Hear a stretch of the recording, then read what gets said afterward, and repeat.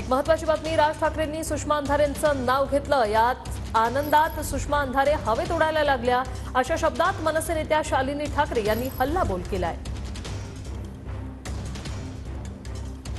बोलण्यासाठी मनसे नेत्या शालिनी ठाकरे जी आहेत.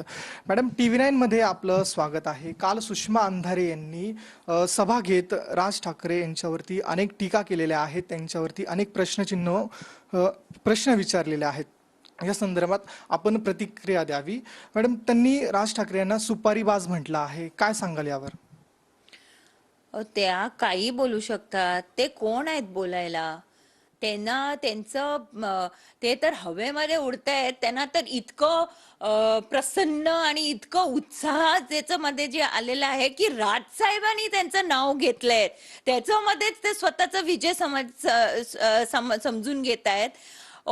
त्यांना कळलंच नाहीये ह्या बाईच्या IQ बद्दल. पण काय बोलू की साहेब तिच्याबद्दल बोललेच नाहीये.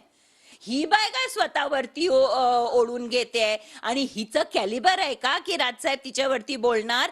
त्यामुळे ती जे हवेमध्ये उडते आहे ना, आणि काल इतके मोठे तिने विधान केले आहेत, ते तिला फक्त ते वाटतंय की राजसाहेब तिच्यावरती बोललेत.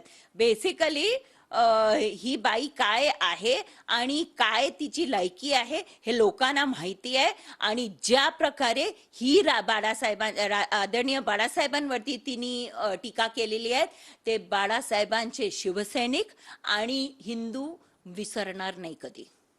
कॅमेरा पर्सन रवी साखरकर सह मी ऋतिक गणकवार, TV9 मराठी, मुंबई.